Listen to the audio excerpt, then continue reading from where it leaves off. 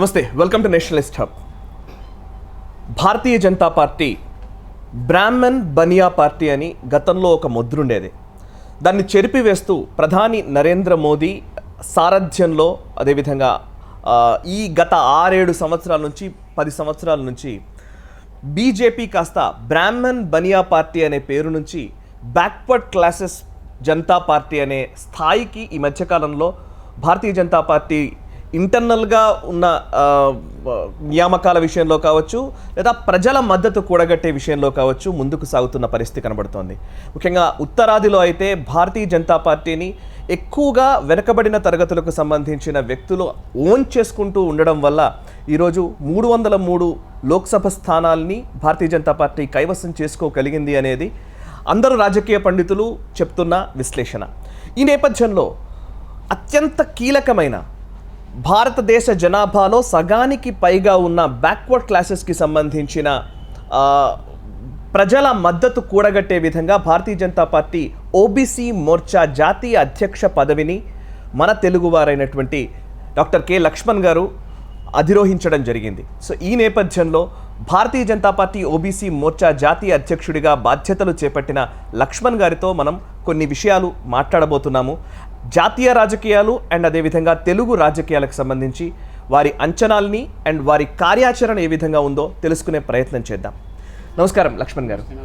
లక్ష్మణ్ గారు, బీజేపీ నేను ఇందాక ఇంట్రడక్షన్లో చెప్పినట్టు బ్రాహ్మణ్ బనియా పార్టీ, నాకు తెలిసి మీరు ఒక 30 ఏళ్ల నుంచి రాజకీయాల్లో ఉన్నారు కాబట్టి సో మొదటి నుంచి ఉన్న ముద్రని ఈ దశాబ్ద కాలంలో చాలా వరకు మార్పు కనబడుతోంది, చెరిపివేస్తూ వస్తూ ఉన్నారు. బీజేపీలో ఈరోజు ప్రధానమంత్రి స్వయంగా ఓబీసీ వర్గానికి చెందిన వ్యక్తి. ఓబీసీ మోర్చా జాతీయ అధ్యక్షులుగా మీరు మొన్న బాధ్యతలు స్వీకరించిన నేపథ్యంలో బీజేపీ స్ట్రాటజికల్లీ అందరి పార్టీ అని చెప్పే ప్రయత్నం చేస్తున్నా. ఈ ఈక్వేషన్స్ గురించి ఒకసారి మీ వర్డ్స్లో వినాలని ఉంది. మీరు చెప్పినట్టుగా భారతీయ జనతా పార్టీ అంటే ఒక అపవాదు మా మీద. ఇది అగ్రవర్ణాల పార్టీ అని, పట్టణ ప్రాంతాలకే పరిమితమైన పార్టీ, కొద్దిమంది చదువుకున్న వాళ్ళు సమర్థించే పార్టీ అనేటువంటిది ఆ విధమైనటువంటి అపవాదు.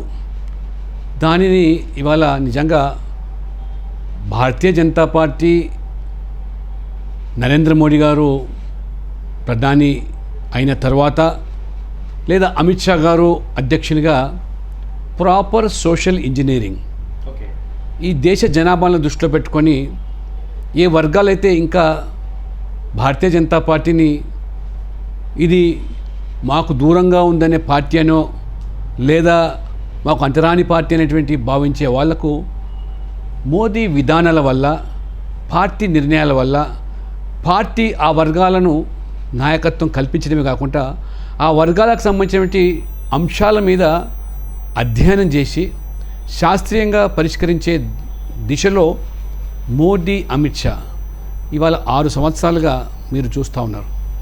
మొదటిసారిగా 303 ఎంపీ సీట్లు సాధించడం అంటే నాట్ ఓన్లీ ఇవాళ బీసీల యొక్క పూర్తి సమర్థనే కాదు, సమాజంలోని అన్ని వర్గాల యొక్క సమర్థన.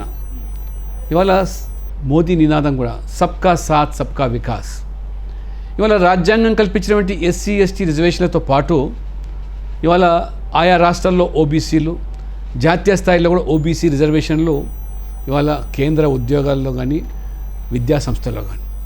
వీటికి అదనంగా కూడా నిజంగా hats off to Modi and Amit Shaji. అగ్రవర్ణాల నుండి పేదవాళ్ళకు కూడా వారు ఆర్థికంగా వెనుకబడ్డటువంటి ఈ వర్గాల కులం లేదు, వారు కూడా పూర్తిగా ఆర్థికంగా వెనుకబడ్డారు కాబట్టి వాళ్ళని కూడా ఆదుకోవాలి. ఆ దృష్ట్యా 10% రిజర్వేషన్లు కలిపి అక్షరాల ఇవాళ సామాజిక న్యాయాన్ని, సూత్రాన్ని పాటిస్తున్న ఏకైక పార్టీ బీజేపీ అంటే అతిశయోక్తి కాదు. ఒకసారి మీరు విశ్లేషించండి. 543 ఎంపీలు ఉన్నటువంటి లోక్సభలో అత్యధికమైనటువంటి ఎంపీలు బీజేపీలో ఎస్సీ ఎంపీలు, బీసీ ఎంపీలు, ఎస్టీ ఎంపీలు, మహిళా ఎంపీలు కూడా బీజేపీలో ఉన్నారంటే వీరి ఆశ్చర్యం. అదే రకంగా ఎమ్మెల్యేలు చూడండి, దేశవ్యాప్తంగా కూడా ఈ అన్ని వర్గాలకు సంబంధించినటువంటి ప్రజాప్రతినిధులు బీజేపీలో అత్యధిక సంఖ్యలో ఉన్నారు. అంతటితో ఆగినరా? అక్షరాల అవకాశం వచ్చినప్పుడు ఇవాళ బీజేపీలో సాధ్యమైంది. మీరు చెప్పినట్టుగా నరేంద్ర మోడీ ఒక పేద కుటుంబంలో పుట్టిన వ్యక్తి, పేదరికం ఏంటో అనుభవించిన వ్యక్తి ఛాయ్ అమ్ముకునే వ్యక్తి, అత్యంత వెనుకబడ్డ సామాజిక వర్గానికి సంబంధించిన వ్యక్తి దేశానికి ప్రధానమంత్రి అయినంటే అది బీజేపీ వల్లనే సాధ్యమైంది. ఇవాళ ఒక దళితుడిని రాష్ట్రపతి చేసింది, ఒక మైనార్టీ ముస్లింను రాష్ట్రపతిగా చేసింది గతంలో, లోక్సభలో ఒక మహిళను స్పీకర్గా, అంతేకాకుండా తెలుగు ఆడపడచ్చు. గతంలో దేశ రక్షణ విభాగం శాఖను మన నిర్మలా సీతారామన్ గారికి అప్పచెప్పడం, ప్రస్తుతం ఆర్థిక శాఖ నిర్మలా సీతారామన్ గారు. అంటే ఈ రకంగా సామాజిక న్యాయం అనే సూత్రాన్ని పార్టీ అన్ని కోణాల నుంచి ఇవాళ 50% పైగా ఉన్న జనాభా, బీసీ జనాభా ఉత్తరాదిన బీజేపీని ఓన్ చేసుకోవడం వల్లనే 18 రాష్ట్రాల్లో అధికారులు ఉన్నాం, కేంద్రంలో అధికారులు ఉన్నాం. అందుకనే ఈ దక్షిణాదిలో కూడా ఇంకా బీజేపీ మరి ఈరోజు ఈ వర్గాల్లో చొచ్చుకొని పోయే విధంగా మోదీ విధానాలు, మోదీ కార్యక్రమాలు, మోదీ ఆలోచన విధానం అవన్నీ కూడా తీసుకోవాల్సిన బాధ్యత ఓబీసీ మోర్చా అధ్యక్షుడు కూడా నా మీద కూడా ఉంది. నడ్డా గారు కూడా జాతీయ అధ్యక్షుడు బాధ్యతలు అప్పచెప్పినప్పుడు కూడా వారు చాలా స్పష్టంగా దేశవ్యాప్తంగా బీసీలను ఏకం చేయాలి, బీసీల కోసం మోదీ తీసుకుంటున్న నిర్ణయాలు ప్రభావితమై మనకు చేరువవుతున్నారు, ఇంకా ఏ రాష్ట్రంలో బీజేపీ అధికారం లేదు, వాళ్ళ యొక్క మద్దతు కూడా కట్టాలి, ఆ బాధ్యత నీకే ఇస్తున్నానని చెప్పి వారు చెప్పడం.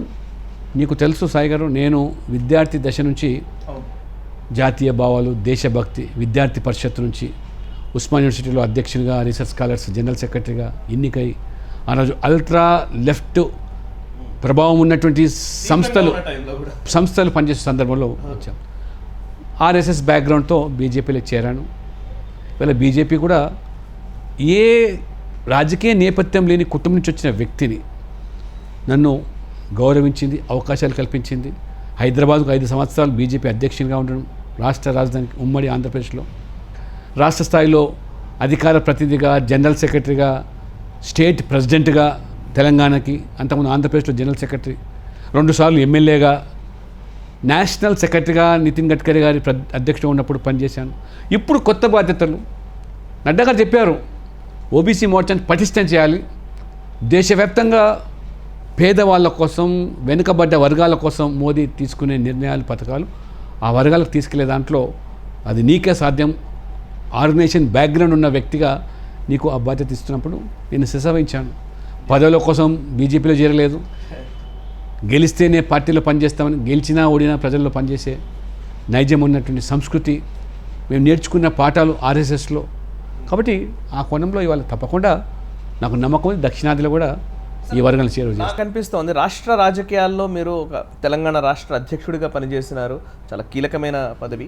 ఆ తర్వాత ఇప్పుడు నేను అడిగేది ఏంటంటే, జాతీయ స్థాయిలో బీజేపీకి చాలా పరీక్షా కాలం ఇదంతా కూడా. ఇప్పుడు మంచి ముఖ్యమైన రాష్ట్రాలకు ఎన్నికలు జరుగుతున్న టైం, ఒకవైపు బీహారు, రేపు వెస్ట్ బెంగాల్ రాబోతోంది, ఉత్తరప్రదేశ్ ఎలక్షన్స్ జరగబోతున్నాయి, అవన్నిట్లో కూడా ముఖ్యంగా తమిళనాడు, చాలా ఏరియాల్లో బీసీ జనాభా ఎక్కువగా, బీసీ రాజకీయాలు ఎక్కువ ప్రభావితం చేస్తాయి ఎలక్షన్స్లో. అట్లాంటి ప్లేస్లో ఓబీసీ మోర్చాకు అధ్యక్షుడిగా మీరు బాధ్యతలు స్వీకరించారు. Is it a challenge to you, or మీరు జాతీయ రాజకీయాల్లో మీరు ఎట్లా వెళ్ళాలనుకుంటున్నారు? Definitely a challenge to me. అధ్యక్షుడిగా ప్రకటించినట్టు మరుసటి రోజే నేను ఢిల్లీ వెళ్ళి అధ్యక్షుల వారిని కలిసినప్పుడు వారు వెంటనే ఇంకా నేను బాధ్యత కూడా చెప్పాడు, నువ్వు బీహార్ వెళ్ళి బెంగాల్ వెళ్ళి పర్యటన చేసి రామంటే 2 రోజులు బీహార్లో 2 రోజులు బెంగాల్లో పర్యటన చేసి వచ్చిన తర్వాత నేను 19వ తేదీ నాడు ఢిల్లీలో బాధ్యతలు చేపట్టాను. ఆ నెక్స్ట్ డేనే 20th నుంచి బీహార్లో 10 రోజులు అక్కడే ఎన్నికల సందర్భంగా పూర్తి బాధ్యతలు ఇచ్చారు. 28 అసెంబ్లీలు, నరేంద్ర మోడీ గారు ప్రధానమంత్రి గారి యొక్క బహిరంగ సభ. అక్కడ రాజకీయాలన్నీ కూడా పూర్తిగా క్యాస్ట్ బేస్డ్ పాలిటిక్స్, కులం ప్రభావం చేసే రాజకీయాలు అక్కడ. కానీ మోదీ చొరవ వల్ల, మోదీ 6 సంవత్సరాలు చేసిన అభివృద్ధి అజెండా బీహార్లో కూడా అది ఇవాళ సొంతం చేసుకుంటారు. లల్లు ప్రసాద్ యాదవ్ ఏ కులతత్వాన్ని పెంచి పోషించి ముస్లిమ్స్, యాదవులు ఒక ఫ్రంట్ అని ఏర్పాటు చేసి ఆర్జేడీ ఆ యొక్క ప్రాపకంతో గెలిచి 15 సంవత్సరాలు ఒక జంగల్ రాజుగా అవినీతికి, అత్యాచారాలకు, దోపిడికి, అరాచకత్వానికి, శాంతి భద్రత పూర్తిగా క్షీణించే పరిస్థితి ఉన్న దాంట్లో బీజేపీ అక్కడ బాగా వేసే పరిస్థితి. 40 సీట్లు మొన్న పార్లమెంట్లో పోటీ చేస్తే 39 ఎన్డీఏ గెలవడం, అది కుల విభజన తీసుకొచ్చే ప్రయత్నాలు ఎంత చేసినప్పటికీ కూడా దాన్ని అధిగమించే రీతిలో మోదీ అభివృద్ధి ఎజెండా పనిచేసింది. నేను మొన్న 10 రోజులు కూడా ఉన్నప్పుడు తేజస్వి యాదవ్ అగ్రవర్ణాలను దూషించే కార్యక్రమం ద్వారా మొత్తం వెనుకబడ్డ వర్గాలు అంటే 63% ఉన్నారు, వాళ్ళని ఏకం చేయాలని, వాళ్ళని రెచ్చగొట్టాలనే ప్రయత్నాలు. ఇవన్నిటికీ అతీతంగా నితీష్ కుమార్ 15 సంవత్సరాలుగా మోదీ సహకారంతో చేసినటువంటి అభివృద్ధి బీజేపీ ప్రచారం చేశాం. ఆ రకంగా వెనుకబడ్డ ప్రాంతంలో ఇప్పుడిప్పుడే అభివృద్ధి ఛాయలు లేదా అక్కడ కేంద్ర సహకారంతో ప్రత్యేక ప్యాకేజీలు, బ్రిడ్జిలు, రైల్వే లైన్లు, దానికి తోడు అక్కడ సాధారణంగా సడక్, బిజిలీ, ప్రధానంగా పీనేక పానీ, ఇది సమస్యలు. అటువంటివి ఇప్పుడు కల్పించడము, స్మార్ట్ సిటీలుగా 4 అక్కడ ముజఫర్పూరు, బగల్పూరు, పాట్నా, ఇవన్నీ ప్రభావితం చేస్తాయి. ఎయిమ్స్, 2వ ఎయిమ్స్ బీహార్కి ఇవ్వడం, ఇవన్నీ కూడా ప్రజలు ప్రభావితం చేస్తున్నాయి. అభివృద్ధి ఎజెండా పనిచేస్తున్నది. ఖచ్చితంగా మీరన్నట్టు నాకు ఛాలెంజ్గానే విస్తృతంగా పర్యటన చేశాను. మోదీ రాగానే ఈ బీసీ సామాజిక వర్గాలకు తీసుకున్నటువంటి చరిత్రాత్మకమైనటువంటివి నిర్ణయాలు అవి ప్రభావితం అవుతున్నాయి. గత ప్రభుత్వాలు బీసీల పట్ల మొసలి కన్నీరు కార్చారు తప్పితే వాళ్ళ యొక్క ప్రయోజనం కోసం కానీ వారి యొక్క సంక్షేమం కోసం కానీ తీసుకునే నిర్ణయం. మొట్టమొదటిగా 1950లోనే స్వాతంత్రం వచ్చిన తర్వాత డాక్టర్ బాబాసాహెబ్ అంబేద్కర్ రాజ్యాంగంలో ఎస్సీ ఎస్టీలకు చట్టసభల్లో రిజర్వేషన్లు, విద్యా ఉద్యోగుల రిజర్వేషన్లు కల్పించినప్పటికీ బీసీల రిజర్వేషన్లు ఆనాడు కాంగ్రెస్ కానీ నెహ్రూ కానీ ఎవరు కూడా సుముఖంగా లేరు. 1950లోనే కాకా కలేకర్ కమిషన్ ఒకటి ఏర్పాటు చేసి బీసీల అభ్యున్నతి కోసం, వాళ్ళ సంక్షేమం కోసం మీరు కమిషన్ ఏర్పాటు చేస్తే కమిషన్ నివేదిక ఇచ్చింది. బీసీలకు కేంద్ర స్థాయిలో విద్యా సంస్థల్లో ప్రభుత్వ ఉద్యోగాల రిజర్వేషన్ ఇవ్వాలంటే నెహ్రూ దాన్ని బుట్టదాఖలు చేశాడు. కనీసం దాన్ని పరిశీలించ కూడా లేదు. 50లో వచ్చిన నివేదిక, స్వాతంత్రం వచ్చిన 3 సంవత్సరాలకి. ఆ తర్వాత మళ్ళీ ఇందిరాగాంధీ, రాజీవ్ గాంధీ ఎవ్వరు కూడా బీసీల గురించి మాట్లాడిన పాపన పోలేదు. జనతా పార్టీ మొరార్జీ దేశాయ్ ప్రధానమంత్రి అయిన తర్వాత మళ్ళీ బీపీ మండల్ కమిషన్ ఏర్పాటు చేస్తే బీసీల యొక్క సర్వతోముఖాభివృద్ధి కోసం వాళ్ళు విద్యారంగంలో, ఉద్యోగాల్లో, రాజకీయాలు వెనుకబడి ఉన్నారు అని బీపీ మండల్ కమిషన్ ఇస్తే బీపీ మండల్ కమిషన్ ఇచ్చినటువంటి రిపోర్టు 80లో అమలు చేసే సందర్భంలో మొరార్జీ దేశాయ్ జనతా పార్టీ ప్రభుత్వం పోవడం, మళ్ళీ ఇందిరాగాంధీ అధికారులకు వచ్చినా దాన్ని బుట్టదాఖలు చేసింది. కనీసం మండల్ కమిషన్ గురించి చర్చ కూడా చేయలేదు. అంటే వాళ్ళకు బీసీల పట్ల కాంగ్రెస్ ఎంత ప్రేమ ఉన్నది, ఈ నెహ్రూ కుటుంబానికి బీసీలు అంటే ఎంత చులకన అనేది తేలిపోయింది. మళ్ళీ 90లో వీపీ సింగ్ జనతాదళ్ మళ్ళీ బీజేపీ భాగస్వామ్యంతో వచ్చిన ప్రభుత్వమే మండల్ కమిషన్ అమలుకు సిఫార్సు చేస్తే అప్పటి నుంచి కేంద్ర ప్రభుత్వ సంస్థలు 27%, కేంద్ర విద్యాసంస్థ 27% రిజర్వేషన్లు ఆమోదించబడ్డాయి, అమలుకు ప్రారంభమైంది. 90 నుంచి మొదలుకొని ఇప్పటి వరకు కూడా ఇంకా ఏ సంస్థలు 27% ఇప్పటికీ పూర్తి కాలేదు. దానికి ఈ రిజర్వేషన్ల ప్రక్రియ అమలు తీరు ఈ విధంగా జరుగుతుందో, నేషనల్ బ్యాక్వర్డ్ క్లాస్ కమిషన్ అవుతుందో, national commission for backward classes, దానికి చట్టబద్ధత కల్పించి రాజ్యాంగంగా హోదా కల్పించి ఎస్సీ ఎస్టీ కమిషన్లకు రాజ్యాంగ హోదా ఉంది. ఎస్సీ రిజర్వేషన్ సక్రమంగా అమలు కాకపోతే చట్టరీత్యా చర్యలు తీసుకోవడానికి వాళ్ళకు ఉంది. కానీ గత పాలకులు బీసీ కమిషన్ కోరలు లేని కమిషన్, ప్రశ్నించడానికి లేదు, కేవలం వారికి ఒక పీట వేశారు. కానీ మోదీ వచ్చిన తర్వాత చరిత్రాత్మకమైన నిర్ణయాన్ని తీసుకొని ఆ బీసీ కమిషన్కు రాజ్యాంగ హోదా ఇవ్వడం వల్ల ఈ 6 సంవత్సరాల్లో అనేక సంస్థల్లో రిజర్వేషన్ల శాతం పెరిగింది. ఎందుకంటే ఎక్కడ అమలు చేయడంలో వాళ్ళను ఈ కమిషన్ వాళ్ళను చట్టరీత్యా చర్యలు తీసుకుంటామని చెప్పడంతో ఈ రకంగా భర్తీ కార్యక్రమం ప్రారంభమైంది. అంతకుముందు క్లాస్ 1 ఆఫీసర్లు 10% కూడా భర్తీ కాకుండా ఉండేది, ఇప్పుడు 18%. ఇవాళ క్లాస్ 3, క్లాస్ 4 22%కి వచ్చింది. 22% నిర్దేశించిందని కూడా అమలు కాలేదు.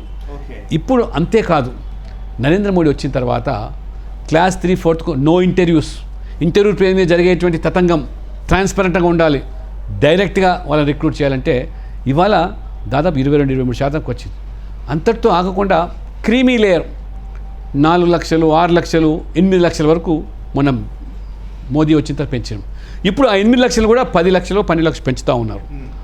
అంతేకాకుండా బీసీలో కూడా ఎవరైతే లాభం పొందుతున్నారో వాళ్ళను మరి మిగతా లాభం పొందకుండా ఉన్నట్టు చిన్న చిన్న కులాలు ఉన్నాయో ఆ కులాలను కూడా లబ్ధి పొందాలి, లేకపోతే ఈ రిజర్వేషన్ల పేరు మీద కొన్ని కులాలే లాభం చెందుతున్నాయని చెప్పి వర్గీకరణ కోసం కూడా అత్యంత వెనుకబడ్డ వర్గాలను, అంటే మా సిద్ధాంతమే, మా బీజేపీ సిద్ధాంతకర్త పండిట్ దీన్ దయాళ్ ఉపాధ్యాయ వారి యొక్క ఫిలాసఫీ అంత్యోదయ. అంత్యోదయ అంటే the last men in the society.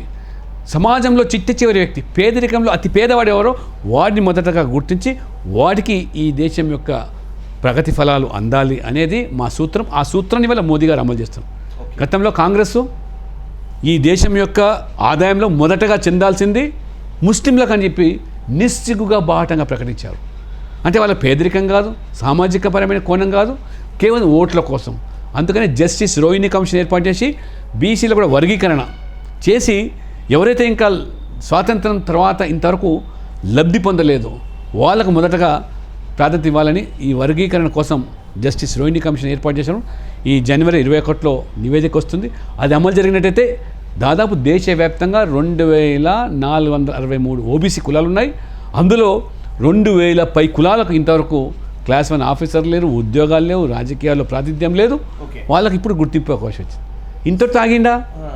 ఇంకొక చరిత్రకు నేను ఫస్ట్ టైం ఈ మత్స్య సంపద మనకు దేశవ్యాప్తంగా మనకు సముద్ర తీరం ఎంత ఉంది, ఆ మత్స్య సంపద మీద ఆధారపడి జీవించే మత్స్యకారులు కొన్ని కోట్ల సంఖ్యలో ఉన్నారు.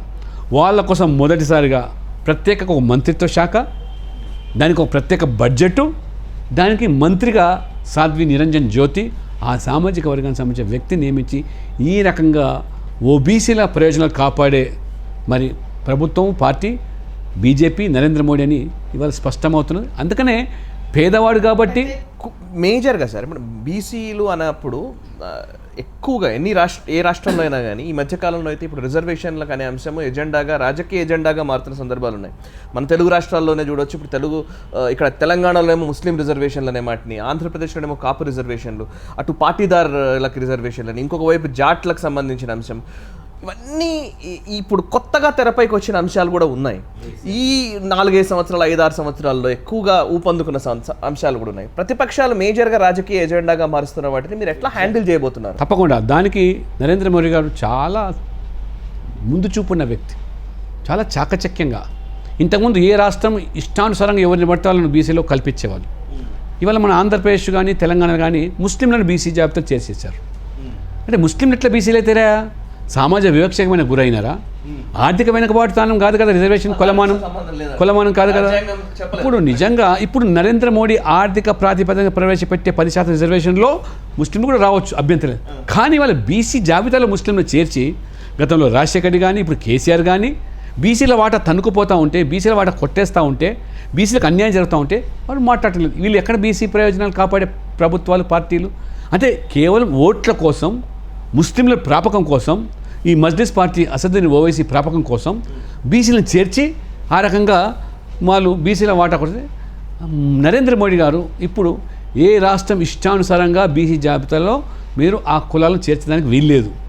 నేషనల్ బ్యాక్వర్డ్ క్లాస్ కమిషన్కు సిఫార్సు చేయాలి.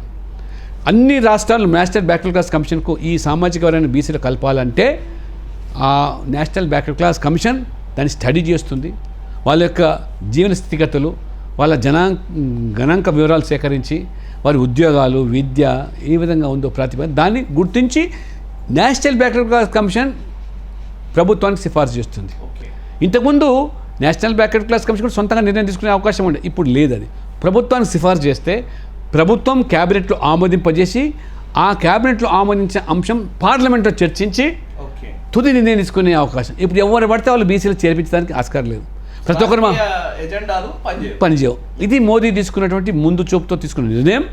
చాలా ఇవాళ కొన్ని వేల కులాలు, నేను మొన్న స్టడీ చేసిన ఢిల్లీలో బీసీ జాబితాలు కల్పమని ఇవాళ వినతి పత్రాలు ఉన్నాయి.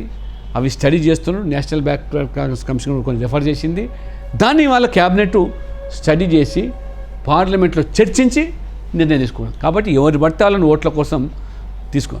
ఎందుకంటే ఇవాళ సీలింగ్ అనేది క్యాప్ ఉంది, 50% దాటడానికి వీల్లేదు. జనాభా గణాంక వివరాలు శాస్త్రీయంగా ఉన్నట్లయితే అక్కడ 50% దాటి, అంటే అక్కడ వాళ్ళకు సైంటిఫిక్గా బీసీ సెన్సస్ ఉంది కాబట్టి కోర్టు కూడా కాదంటలేదు. కాబట్టి బీసీ సెన్సస్ లేవు. 91లో చేసిన సెన్సస్ బీసీది స్వాతంత్రం వచ్చిన తర్వాత బీసీ క్యాస్ట్ వైజ్ సెన్ససే లేవు. ఇప్పుడు అది డిమాండ్ ఉంది, దాన్ని ప్రభుత్వం మోదీ ప్రభుత్వం పరిశీలిస్తుంది. నెక్స్ట్ ఇయర్లో జరిగే సెన్సస్లో బహుశా ఈ కుల ప్రాతిపదికన కూడా చేసే అవకాశం ఉంది. దాన్ని బట్టి బడ్జెట్ ప్రిపరేషన్ కానీ చేయడానికి ఆస్కారం ఉంది. కానీ ఇట్లా పటిష్టంగా చర్యలు తీసుకొని నిజమైన బీసీలు నిజంగా అన్యాయం కాబట్టి కులాలకు న్యాయం చేసేయడానికి వాళ్ళు మోదీ ప్రభుత్వం ప్రయత్నం చేస్తూ ఉన్నది. సరే, ఇప్పుడు ఇంకొకటి కూడా ఉంది. ఇప్పుడు రాజకీయంగా మనం మాట్లాడితే ఉత్తరప్రదేశ్ కానివ్వండి, ఇప్పుడు మీరు ఇందాక అన్నారు ముస్లిం అండ్ యాదవ్ కాంబినేషన్ బీహార్లోనే MY కాంబినేషన్ అంటూ ఉంటారు. ఈవెన్ ఉత్తరప్రదేశ్లో కూడా అది కనబడుతూ ఉంటుంది. సో కొన్ని కులాలు రాజకీయంగా కానివ్వండి, సామాజిక కానివ్వండి నిర్ణయాధికారం కలిగి ఉన్న స్థాయిలోకి చేరుకున్నాయి. కానీ ఇంకా కొన్ని కులాలు ఇంకా అట్లాగే అట్టడుగు వర్గాలుగా ఉన్నాయి అనే ఒక అభిప్రాయం కూడా చాలా వరకు ఈవెన్ తెలుగు రాష్ట్రాల్లో కూడా అట్లాంటి పరిస్థితి కనబడుతుంది, ఒక రెండు కులాలు. సో దాని గురించి మీరు ఏం చెప్పాలనుకుంటున్నారు? ఎట్లా ఆ నిజంగా సామాజిక సమరసత తీసుకురాగలుగుతారు? Exactly right question. ఇంతకుముందు నేను చెప్పానే, వర్గీకరణ. బీసీలో అభివృద్ధి చెందిన వాళ్ళు ఎవరు, క్రీమీ లేయర్ పైన ఉన్న వాళ్ళు ఎవరు, వాళ్ళు కాకుండా మిగిలిన బీసీలు చిన్న చిన్న సామాజిక వర్గాలు దీనికి నోచుకోకుండా వాళ్ళకు మొదటి ప్రాధాన్యత రావడానికే ఈ వర్గీకరణ. తద్వారా ఇవాళ మన రాష్ట్రంలో కూడా బీసీలో ABCD ఉంది. ఏలకు ఇంత శాతం, బీకి ఇంత శాతం, సికి ఒక శాతం ఇట్లా ఉంది.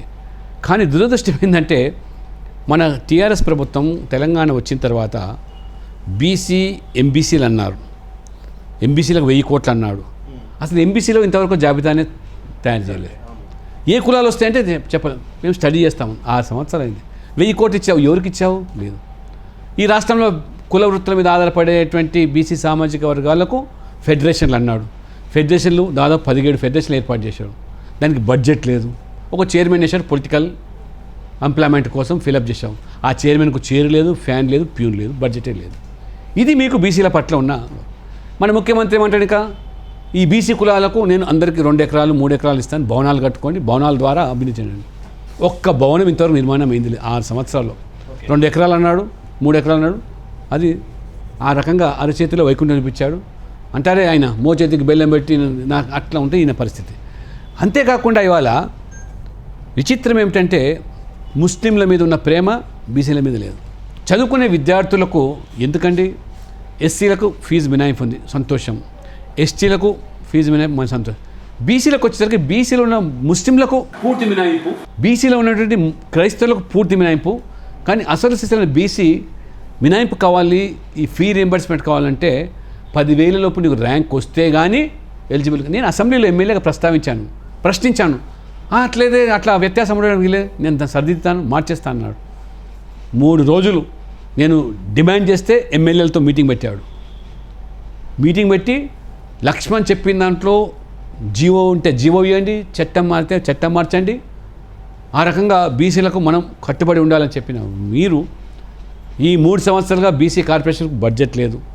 దాదాపు 3 లక్షల దరఖాస్తులు పెండింగ్ ఉన్నాయి. వాళ్ళకి ఇంతవరకు మార్జిన్ మనీ లేదు. బ్యాంక్ లోన్ ఇవ్వడానికి రెడీగా ఉన్నది, మార్జిన్ మనీ స్టేట్ గవర్నమెంట్ ఇవ్వడానికి లేదు. ఈ రకంగా పూర్తి వివక్షత. బీసీల రిజర్వేషన్ శాతం స్థానిక సంస్థల్లో 34% ఉంది. ఎన్టీ రామారావు మోహన్ బాబు వారు బీసీలకు 34% రిజర్వేషన్ ఇచ్చాడు. లోకల్ బాడీస్లో, మున్సిపాలిటీస్లో, పంచాయతీ, జిల్లా పరిషత్. ఈ మోహన్ బాబు కేసీఆర్ గారు ఇక వాళ్ళ మంత్రులు కొనియాడతారు బీసీలకు దేవుడని. ఇక దేవుడా దయ్యమా ఇప్పుడు తెలిసాలి. లాస్ట్ టైం ప్రస్తావించినట్టుగా ఉన్నారు, చాలా సీరియస్గా మీరు క్వశ్చన్ చేశారు కూడా. GHMCలో కూడా కార్పొరేషన్లకు సంబంధించి కూడా బీసీలకు ఇవ్వాల్సిన ప్రాతినిధ్యాన్ని మొత్తంగా ముస్లిమ్స్ కట్టబెడుతున్నారు. అదే ఇప్పుడు ముస్లిమ్స్ బీసీల పేరు మీద పోటీ చేస్తున్నారు, గెలుస్తున్నారు. అసలు బీసీలు ఎక్కడ పోతారు? 50 డివిజన్స్, 150లో 50 డివిజన్స్, 33% రిజర్వేషన్స్, 50 సీట్లు బీసీలకు రావాలా? బీసీల పేరు మీద పోటీ చేసారు వాళ్ళు. మజ్లిస్ 28 మంది వాళ్ళు గెలిచారు, 22 మంది బీసీలు. అంటే బీసీలకు ఇంత అన్యాయం జరుగుతూ ఉంటే ఇవాళ చోద్యం చేసి చూస్తున్నాడే ముఖ్యమంత్రి. నేను ప్రశ్నించాను అసెంబ్లీలో, దాన్ని దాటవేశాడే. ఎందుకంటే ఓవైసీ మజ్లిస్ పార్టీ వాళ్ళ ప్రాపకం కోసం. అంటే బీసీలకు ఇంత అన్యాయం జరుగుతున్నా ఇవాళ బీసీలు కూడా సంఘటితం కాలేకపోతున్నారు. కులాల పేరు మీద ఏకమవుతున్నారు కానీ బీసీలుగా ఒకటే పోరాటం చేయలేకపోతున్నారు. ఇంత అన్యాయం జరుగుతూ ఉంటాయి. మొన్న పంచాయతీలో, జిల్లా పరిషత్లో ఆ రిజర్వేషన్ కోత విధించాడు. ఎందుకంటే 50% సుప్రీంకోర్టు సీలింగ్ ఇచ్చింది కాబట్టి ఎవరు తగ్గించాలా? ఎస్సీలు తగ్గిస్తే అగ్గి మండుతుంది, ఎస్టీలు తగ్గించలేరు. తగ్గించేదేముంది? బీసీలకు తగ్గించాడు. 18%, 20% కూడా అమలు చేయలేమన్నా. ఇది ఇంత అన్యాయం జరుగుతూ ఉంటే నేను అందుకని బీజేపీ నుంచి మాట్లాడినా ఈ ప్రభుత్వం మొద్దు నిద్ర లేతే వాళ్ళు ఓటు బ్యాంకు రాజకీయాలు. అందుకని ఇవాళ ఓబీసీ మోర్చాగా ఖచ్చితంగా తెలంగాణలో ఈ అంశాన్ని లేవనెత్తాం, బీసీల పక్షాన నిలబడతాం, బీసీలకు అన్యాయాల మీద పోరాటాలు చేస్తాం, ముస్లింలతో జతగలిపి బీసీల వాటా తన్నుకుపోతా ఉంటే ప్రేక్షక పాత్ర ఓబీసీ మోర్చా వహించారు. ఖచ్చితంగా ఓబీసీల మద్దతుతో తెలంగాణ కూడా బీజేపీని అధికారులు తీసుకురావడమే లక్ష్యంగా ధ్యేయంగా నేను పనిచేస్తాను. ఓకే సార్, లక్ష్మణ్ గారు, కాంబినేషన్స్ కొంచెం ఇంట్రెస్టింగ్గా కనబడుతున్నాయి ఈ మధ్య కాలంలో. ఎందుకంటే తెలంగాణ నుంచి మీరు అటు డికే అరుణ గారిని జాతీయ ఉపాధ్యక్షురాలు చేశారు, మీరు ఓబీసీ మోర్చాకి మిమ్మల్ని అధ్యక్షులుగా చేశారు. ఇంకోవైపు ఆంధ్రప్రదేశ్లో కూడా అటు పురంధేశ్వరి గారిని జనరల్ సెక్రటరీ చేశారు. ఏంటి మొత్తం బీజేపీ టార్గెట్ సౌత్ ఇండియానా లేకపోతే? ఎగ్జాక్ట్లీ. ఇప్పుడు ప్రాపర్ సోషల్ ఇంజనీరింగ్ చేయడంలో అమిత్ షా మించిన నాయకుడు ఎవరు లేరు. మీరు అన్నట్టుగా ఇవాళ అరుణ గారు, కిషన్ రెడ్డి గారు, నేను, ఇంకా చాలామందికి ఇవాళ ఆ గుర్తింపు వస్తుంది. అంటే దక్షిణాదిలో ఉన్నటువంటి సామాజిక వర్గాలకు అటు ఆంధ్రప్రదేశ్లో కూడా ఇవాళ పురంధేశ్వరి గారికి, సత్యకుమార్ గారికి ఇవ్వడం అంటే అన్ని కోణాల నుంచి ఆలోచన చేసి అన్ని వర్గాలకు ప్రాధాన్యం కల్పించి అన్ని వర్గాల పార్టీగా రూపాంతరం చెందేదానికే ఆ రంగా మరి ఈ సూక్ష్మమైన విషయాలను కూడా ఆలోచించి దక్షిణాదిలో పాగా వేయడానికి, మొదట దక్షిణాదిలో కర్ణాటక, తర్వాత తెలంగాణ, ఆంధ్రప్రదేశ్, అనంతరం తమిళనాడులో దృష్టి జాతీయ పార్టీ ఇట్లా అడగొచ్చా? అంటే ఇప్పుడు నేను బీజేపీలో ఉన్న నాయకులు, బేసికలీ నా వ్యూవర్స్ కూడా చాలామంది అంటుంటారు కులాల ప్రాతిపదికన మీరు మాట్లాడకండి, ఇది జాతీయవాదం అంటూ ఉంటారు చాలామంది. సో బీజేపీ గురించి మాట్లాడిన ప్రతిసారి ఆ మాట నేను గుర్తుంచుకుంటూ ఉంటాను, ఎందుకంటే బికాస్ ఆర్ఎస్ఎస్ బ్యాక్గ్రౌండ్ నుండి వచ్చింది కాబట్టి. బట్ వేరాజ్ ఇక్కడ నాకు అనిపిస్తుంది తెలంగాణలో ఒక కమ్యూనిటీ చాలా బలపడుతోంది, పెత్తనం చేస్తుంది అనే మాట ఎక్కువగా ప్రజల నుంచి వస్తున్న నేపథ్యం కనబడుతుంది. ఈ నేపథ్యంలో సో రెడ్డి అండ్ బీసీ కాంబినేషన్తో మీరు ఏమైనా ఈ ఎలక్షన్స్కి స్ట్రాటజీ చేస్తూ ఉన్నారా? అటు అధ్యక్షుడిగా బీసీ ఉన్నారు, మిమ్మల్ని ఓబీసీ మోర్చాకి అధ్యక్షుడిని చేశారు, అటు డీకే అరుణను ప్రమోట్ చేయడం జరిగింది. సో ఓవరాల్గా రెడ్డి అండ్ బీసీ కాంబినేషన్ ఏమైనా ప్లాన్ చేస్తున్నారా? నేను అంతగా కాంబినేషన్ అని చెప్పకపోయినా మోదీ ఒకటి సబ్కా సాత్ సబ్కా వికాస్, ఈ వర్గాలు ఇంకా బీజేపీ ఆకర్షితులు కావాలి, ఈ వర్గాలు కూడా బీజేపీ మా పార్టీ అని సొంతమనే భావన కలగాలి. వేరే పార్టీలు ఛాంపియన్గా ఫీల్ అవుతున్నాయి ఈ వర్గాలకు. కాబట్టి అసలు వాస్తవంగా వీళ్ళ మోదీ ప్రవేశపెట్టి ఏ పథకమైనా చూడండి, వాళ్ళు ప్రధానమంత్రి సురక్ష బీమా, ప్రధానమంత్రి జీవన్ జ్యోతి లేదా ప్రధానమంత్రి ఆవాస్ యోజన, పేదవాడి సొంతింటి కళ సాకారం చేయడం కానివ్వండి, ముద్రా లోన్స్ కానివ్వండి, లేదా ఇవాళ ప్రధానమంత్రి కిసాన్ సమ్మాన్ యోజన, ఇవన్నీ ఎవరి కోసం అండి? పేదవాళ్ళు ఎవరు ఉన్నారండి? మళ్ళీ అదే ఎస్సీ ఎస్టీ బీసీలు, వాళ్ళు ప్రయోజనం పొందే విధంగా ఈరోజు ఆ రకంగా దక్షిణాదిలో తెలంగాణలో కూడా ఇంకా ఈ పార్టీ అన్ని వర్గాలు చొచ్చుకుపోవడము, ఆ పథకాల ద్వారా పార్టీ వాళ్ళకి చేరుకోవడం, వాళ్ళు బీజేపీని సొంతం చేసుకోవడం. కాబట్టి మీరు అన్నట్టు సోషల్ ఇంజనీరింగ్ అనేది కూడా ఖచ్చితంగా తెలంగాణలో కూడా జరుగుతున్నది. మీరు చెప్పినట్టుగా ఈ రెండు వర్గాల కాంబినేషన్ కాకుండా మిగతా ఎస్సీ ఎస్టీలను, వాళ్ళకు జరుగుతున్న అన్యాయాలను, వాళ్ళకు కల్పించే ప్రాతినిధ్యం, ఇవన్నీ కూడా పరిగణలోకి తీసుకుంటాం. అట్లానే మిగతా వాళ్ళని కూడా విస్మరించేది లేదు. తప్పకుండా సమతుల్యత పాటిస్తూనే అటు భౌగోళికంగా, సామాజికంగా పార్టీని విస్తరింప చేయడమే లక్ష్యంగా మేము ఒక ముందస్తు ప్రణాళికతో ఈ రాష్ట్రంలో పోతున్నాం. మీరు ఒకసారి ఇంకా బీహార్ ఎలక్షన్స్ ప్రచారంలో మీరు తిరిగారు కాబట్టి అక్కడున్న వాతావరణం మీరు గమనించారు, అక్కడ మీరు కీలకంగా స్ట్రాటజీస్లో కూడా పాల్గొన్నారు కాబట్టి బీహార్లో నితీష్ కుమార్ అండ్ ముఖ్యంగా ఎన్డీఏ ప్రభుత్వం ఖాయంగా కనబడుతోందా? ప్రభుత్వ వ్యతిరేకతను మీరు ఎట్లా అడ్రస్ చేస్తారు? అండ్ లాలూ ప్రసాద్ యాదవ్ తనయుడైనటువంటి తేజస్వి యాదవ్ ఫ్యాక్టర్, మీరు ఇందాక చెప్పిన MY combination, Muslim and Yadav combination, ఇవి ఎట్లా ఉన్నాయి అక్కడ? పరిస్థితి ఏంటి? అక్కడ నితీష్ కుమార్ గారు 15 సంవత్సరాలుగా ముఖ్యమంత్రిగా కొనసాగుతున్నాడు. దురదృష్టం ఏంటంటే 10 సంవత్సరాలు ఏ లల్లు ప్రసాద్ యాదవ్ జంగల్ రాజు, అవినీతి, అరాచకాలు, దాడులు, అత్యాచారాలు ప్రజలు తిరస్కరించారు. కక్షతోని లల్లు ప్రసాద్ యాదవ్ కేంద్రంలో కాంగ్రెస్తో జత కలిసి యూపీఏ ప్రభుత్వంలో కొనసాగి మమ్మల్ని ఓడించిన బీహార్ ప్రజలకు ఏమీ దక్కొద్దనేటువంటి కుట్రపూరితంగా 10 సంవత్సరాలు అభివృద్ధి నోచుకోకుండా వారు చేసిన కుటిల యత్నాలు ఏవి మామూలు కావు. కానీ మోదీ గారు వచ్చిన తర్వాత, కేంద్రంలో అధికారంలోకి వచ్చిన తర్వాత బీహార్కు ప్రత్యేక ప్యాకేజీలు, ప్రత్యేకమైనటువంటి బడ్జెట్లు, అభివృద్ధి అనే రుచి చూపడము, నితీష్ కుమార్ కూడా అవినీతి రహిత పాలన అందించడము, పారదర్శకత, మిగతా అన్ని సామాజిక వర్గాల యొక్క విశ్వాసం పొందే రీతిలో జరిగిన పాలన వల్ల 15 సంవత్సరాలు గెలుస్తూ వస్తూ ఉన్నారు. మీరన్నట్టు ఆ కాంబినేషన్లో ఇంకా విశ్వాసం పొందేదానికి ప్రయత్నం జరుగుతున్నప్పటికీ బీజేపీ మిగతా అందరూ కూడా ఏకమై వాళ్ళ బీజేపీని ఎన్డీఏని గెలిపిస్తూ ఉన్నారు. అయితే ఇప్పుడు ఉన్నటువంటి ఎన్నికల్లో 15 సంవత్సరాల తర్వాత కొద్దిపాటి యాంటీ ఇన్కంపెన్సీ నితీష్ కుమార్ ప్రభుత్వం పట్ల ఉండొచ్చు. కానీ దానిని బ్రహ్మస్తం, ఇవాళ మా చేతుల్లో ఉన్న బ్రహ్మస్తం మోదీ అస్త్రం, మోదీ అభివృద్ధి ఎజెండా. అక్కడ ఇవాళ లల్లు ప్రసాద్, తేజస్వి యాదవ్ కానీ లేదా ఈ యొక్క ఎంవై ఫ్యాక్టరీ కానీ అభివృద్ధి ఎజెండా ముందు పని చేయటం లేదు. ఆ వర్గాల్లో ఉన్న వాళ్ళు కూడా మోదీ ఎజెండానే పనిచేస్తుంది, మోదీ ఎజెండానే ఈ రాష్ట్రానికి కావాలి, మాకు అభివృద్ధి కావాలి, ఉద్యోగాలు కావాలి, పేదరికం పోవాలి. బీహార్ దేశమంతా వలస కూలీలుగా పోతున్నారు కాబట్టి వాళ్ళకు నైపుణ్యత ఉంది, బీహార్లో వాళ్ళకు ఉద్యోగ ఉపాధి అవకాశాలు కల్పించాలి అనే దానికి అనుగుణంగానే 19 లక్షల మందికి వాళ్ళ ఉపాధి కల్పించే మేనిఫెస్టోలో మోదీ గారు తీసుకున్న నిర్ణయాన్ని ప్రజలు అక్కడ స్వాగతిస్తున్నారు. ఖచ్చితంగా నాకు సంపూర్ణ నమ్మకం ఉంది, ఎన్డీఏ మళ్ళీ అక్కడ నితీష్ నేతృత్వంలో బీహార్లో ప్రభుత్వం ఏర్పడుతుంది. నేను స్వయంగా చూశాను, పేద గ్రామాల్లో వెళ్ళాను, అంతటా తిరిగాను, ప్రజల నాడి కూడా గమనించాను. మీరు అన్నట్టుగా 10 లక్షలు ప్రభుత్వ ఉద్యోగాలు ఇస్తానని తేజస్వి చెప్పడం వల్ల ప్రజలు నమ్మటం లేదు. మీరు 15 సంవత్సరాలు అధికారులు ఉన్నారు, నువ్వు ఉప ముఖ్యమంత్రిగా ఉన్నావు, 5 లక్షలు కూడా ఉద్యోగాలు ఇవ్వలేదు, ఇప్పుడు 10 లక్షలు ఇస్తా అంటే ఎక్కడ సాధ్యం? అది ప్రభుత్వ ఉద్యోగాలు.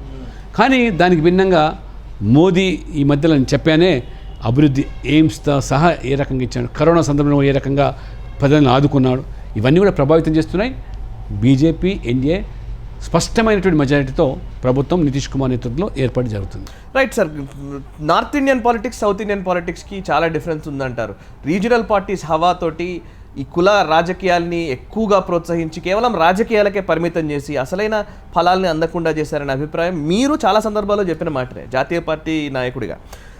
సౌత్ ఇండియన్ పాలిటిక్స్కి నార్త్ ఇండియన్ పాలిటిక్స్కి మధ్య వ్యత్యాసాన్ని ఎట్లా మీరు అధిగమించబోతున్నారు? ఇక్కడ నుంచి సౌత్ ఇండియన్ లీడర్గా నార్త్ రాజకీయాల్లో కానివ్వండి, నార్త్ ఇండియన్ అంశాలని సౌత్ ఇండియాలో ఇంప్లిమెంట్ చేయడంలో కానివ్వండి, మీరు ఎటువంటి చొరవ తీసుకోబోతున్నారు? మీరు చెప్పింది చాలా స్పష్టం. అది ఈ రీజనల్ పార్టీస్ అన్నీ కూడా ఫ్యామిలీ ఓరియంటెడ్ పార్టీలు, వాళ్ళ కుటుంబ ప్రయోజనాల కోసం పాటుపడేటువంటి ప్రభుత్వాలు, వాళ్ళ స్వప్రయోజనాల కోసమే. రాష్ట్రం కాదు వారికి, రాష్ట్ర ప్రజల సంక్షేమం కాదు. ఇక్కడ మనం చూస్తున్నాం తెలంగాణలో కేసీఆర్ కుటుంబం మాత్రమే. కేసీఆర్ ముఖ్యమంత్రి, కేసీఆర్ కొడుకు మంత్రి, కేసీఆర్ అల్లుడు మంత్రి, కేసీఆర్ కూతురు మొన్న ఎంపీగా ఓడిస్తే దొడిదారిని మళ్ళీ ఎమ్మెల్సీ, కేసీరావు సమీప బంధు, కేసీఆర్ సమీప బంధు వినోద్రావు కరీంనగర్లో ఓడిపోతే బీజేపీ చేతుల్లో దొడిదారిన క్యాబినెట్ హోదా, తెర వెనుక ఉన్న సంతోష్ కుమార్కి వాళ్ళ రాజ్యసభ సభ్యత్వం. అంటే మీ కుటుంబంలో రాజకీయ నిరుద్యోగం పూర్తిగా పరిష్కారం చేస్తున్నాం. అదృష్టం ఏంటంటే కేటీఆర్ కుమారుడు హిమాంశు వయసు లేదు కాబట్టి బతికిపోయినాము, లేకపోతే అతను కూడా ఇప్పటికి ఎమ్మెల్సీయో ఎంపీయో అయ్యేవాడు, లేదా తిరిగి హైదరాబాద్ వేరుగానే చేసేవాళ్ళు. అదృష్టం ఏజ్ లేదు కాబట్టి ఈ రీజనల్ పార్టీస్ అన్నీ కూడా వాళ్ళు ఫ్యామిలీ ఓరియంటెడ్ పార్టీస్ ప్లస్ అవినీతి అక్రమ సంపాదన ద్వారా రాజకీయాలు నడిపే పార్టీలు. ఎన్నికలను కూడా ఈ డబ్బు ప్రమేయం, డబ్బు ప్రభావం పెంచిన పార్టీలు. మీరు అన్నట్టుగా ఇవన్నీ ఛాలెంజెస్, వీటిని అధిగమించాలి. వారసత్వ రాజకీయాలు స్వస్తి పలకాల, కుటుంబ రాజకీయాలకు స్వస్తి పలకాల. బీజేపీలో అదైతే లేదు. ఈ డబ్బును అధిగమించాలా అన్నప్పుడు ఇవాళ ఖచ్చితంగా బీజేపీ అభివృద్ధి మంత్రాన్ని ఎంచుకున్నాం. అభివృద్ధి మంత్రం ద్వారానే, ప్రజల సంక్షేమం అనేటువంటి నినాదం ద్వారానే దీన్ని అధిగమిస్తాం. మొన్న జరిగిన పార్లమెంట్ ఎన్నికల్లో బీజేపీ మేము ఒంటరిగా పోటీ చేసి 4 ఎంపీలు గెలిచి ఇవాళ దాదాపు 20% ఓట్లు సంపాదించుకున్నామంటే ప్రజలు బీజేపీని కోరుకుంటున్నారు. అంటే ఇంతసేపు నేరో మైండెడ్, ఒక నేషనల్ అవుట్లుక్ లేదు ఈ పార్టీలకు, ఈ కుటుంబాలకు, దేశం ఇంట్రెస్ట్ కనబడటం లేదు.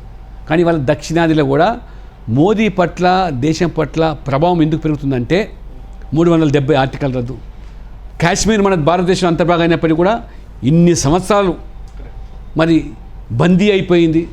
వాళ్ళు మన జీవన స్రవంతిలో వాళ్ళని భాగస్వాములు చేయలేకపోయినాం. భారత రాజ్యాంగం ఆ కాశ్మీర్కి వర్తింపజేయకుండా పోయింది. ఇప్పుడు భారత రాజ్యాంగం పరిధిలోకి వాళ్ళు కూడా వచ్చారు. ఇప్పుడు వాళ్ళు ఇక్కడ రావచ్చు, మనం అక్కడ పోవచ్చు, వాళ్ళ సంబంధాలు ఇక్కడ మనం పెంచుకోవచ్చు. వాళ్ళ గతంలో కాశ్మీర్ అమ్మాయి వేరే రాష్ట్రంతో పెళ్లి చేసుకుంటే వాళ్ళ సభ్యత్వమే పోతుంది, పౌరసత్వమే పోతుంది. పాకిస్తాన్తో చేసుకుంటే మాత్రం వాళ్ళ పౌరసత్వం. ఇంత నీచమైనటువంటి తాత్కాలికమైన 370 ఆర్టికల్ 70 సంవత్సరాలు పట్టిందే. దాన్ని మోదీ చమత్కారంగా 70 గంటల్లో పరిష్కారం చేసిన భావన మొత్తం ఇవాళ దక్షిణాదిలో. ప్లస్ ఇవాళ జరుగుతున్న ఉదంతాలు, పుల్వామా ఉదంతం కానీ, ఇవాళ సర్జికల్ స్ట్రైక్స్, మోదీ ఏ రకంగా మూతోడు జవాబు అంటారే ఏ రకంగా తిరిగి జవాబు చెప్పాడు. ఈ రకంగా దేశ అంతర్గత విషయాలు కానివ్వండి, శాంతి భద్రత విషయాలు కానివ్వండి, ఉగ్రవాదం పట్ల కానివ్వండి, లేదా దేశం యొక్క సంరక్షణ విషయంలో కానీ ఈ మిలిటరీకి పూర్తి స్వేచ్ఛనిచ్చి ఏ రకంగా ఇవాళ మన సరిహద్దును కాపాడుతున్న దాంట్లో కృత్యులు అవుతున్నారు. చైనా లాంటి అగ్రగామి దేశానికి ధీటైన సమాధానం, మన వైపు కళ్ళెత్తి చూడకుండా, కళ్ళెత్తి చూస్తే ఏ రకంగా ఈరోజు కళ్ళు పీకే పరిస్థితి ఉన్నదనే విశ్వాసం, భరోసా ప్రజల్లో కల్పించడం, చివరి కోట్లాది ప్రజల మనోభావాలతో ముడిపడినటువంటి రామ మందిర నిర్మాణం దక్షిణ ప్రాంత ప్రజలు కూడా ప్రభావితం చేస్తుంది. చేయగలిగే పార్టీ బీజేపీ, నాయకుడు మోదీ, చెప్పేది చేస్తుంది, చేయగలిగి మాత్రమే చెబుతుంది అని ఇవాళ నమ్ముతున్నారు. కాబట్టి దక్షిణాదిలో కూడా ఈ అంశాలు కూడా తప్పకుండా ప్రభావం చూపుతాయి. ఆ రకంగా బీజేపీని ఇవాళ ఖుష్బూ లాంటి వాళ్ళు ఇవాళ ఎందుకు చేరుతున్నారు బీజేపీలో? అనేక మంది సెలబ్రిటీస్ చేరుతున్నారు.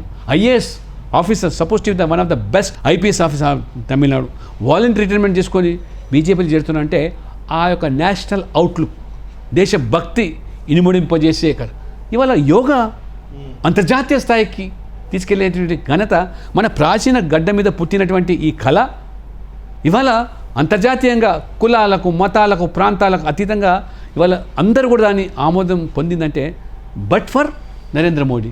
కాబట్టి అందుకనే నరేంద్ర మోడీ ఇవాళ దేశంలో కాదు విశ్వవ్యాప్తంగా కూడా ఇవాళ ట్రంప్ లాంటి వ్యక్తులు, పుతిన్ లాంటి వ్యక్తులు మోదీ వైపు చూస్తున్నారు. We feel proud. కాబట్టి అందుకనే దక్షిణాదిలో కూడా వీళ్ళు ఎన్ని కుల రాజకీయాలు చేసినా, ఎన్ని ప్రాంతీయతత్వం రెచ్చగొట్టినా, ఈ ఫ్రీబీస్ ఎన్ని ఇచ్చినా, ఎన్ని రకాల తాయిలాలు ప్రకటించినా, లేదా వాళ్ళ కుటుంబ ప్రయోజనాలకు చేసే పని, అవినీతి, కుంభకోణం ఇవన్నీ కూడా బీజేపీ మేము ఖచ్చితంగా వాటిని ఎదుర్కొంటాం. మేము పార్టీని గ్రామస్థాయికి తీసుకెళ్ళి ఈ యొక్క కార్యక్రమాల ద్వారా, విధానాల ద్వారా పార్టీని తప్పకుండా బలోపేతం దక్షిణాదిలో పాగా వేయడానికి దానికి దృష్ట్యానే ఇప్పుడు మీరు చూస్తున్నారు. వాళ్ళ బీజేపీకి ఫ్రంటల్ ఆర్గనైజేషన్స్, యువ మోర్చా, ఓబీసీ మోర్చా, మహిళా మోర్చా, ఈ 3 మోర్చాల అధ్యక్షులు ఇవాళ తెలంగాణ, కర్ణాటక, తమిళనాడు. తమిళనాడులో మన వానతి శ్రీనివాసన్ మహిళా మోర్చా నేషనల్ ప్రెసిడెంట్ తమిళనాడు, కర్ణాటక తేజస్వి సూర్య ఇవాళ తెలంగాణ. కాబట్టి how importance is being given to south Indian leaders in BJP అనేది కూడా it is been proved now. But తప్పకుండా సౌత్ ఇండియాలో మేము బాగా వేసే దిశలో ఉన్నాము. దానికి మా అన్ని శక్తులు ఒడుతాం, బీజేపీని అధికారులు తీసుకుంటాం. Right sir, thank you very much Laxman గారు. All the very best and congratulations. So మీరు కొత్త పాత్రలో రాణించాలని తెలుగువాడిగా నేను కూడా కోరుకుంటున్నాను. జాతీయ రాజకీయాల్లో మీ పాత్ర ఇంకా ద్విగుణీకృతం కావాలని నేను ఆశిస్తున్నాను. Thank you very much for your interview. Thank you sir, thank you very much. So చూసారు కదా, అది లక్ష్మణ్ గారి అంతరంగం. ముఖ్యంగా ఓబీసీ మోర్చా జాతీయ అధ్యక్షుడిగా బాధ్యతలు స్వీకరించిన లక్ష్మణ్ గారు రాష్ట్ర రాజకీయాలే కాదు జాతీయ రాజకీయాల్లో కూడా కీలకమైన పాత్రను వహించబోతూ ఉన్నారు. జాతీయ స్థాయిలో భారతీయ జనతా పార్టీ ముఖ్యంగా ఉత్తరాదిలో ఎలాగైతే అధికారాన్ని కైవసం చేసుకొని ముందుకు సాగుతోందో, దక్షిణాదిలో కూడా పాగా వేయడమే లక్ష్యంగా ముందుకు సాగుతామని వారు చెప్తూ ఉన్నారు. అండ్ ప్రాంతీయ పార్టీల రాజకీయాలను అధిగమించి భారతీయ జనతా పార్టీ జెండాని దశ దిశలా వ్యాపింపజేయడానికి ప్రయత్నిస్తానని వారు చెప్తూ ఉన్నారు. చూస్తూనే ఉండండి నేషనలిస్ట్ హబ్. మనసా వాచా కర్మణ, దేశహితం కోసం. నమస్తే.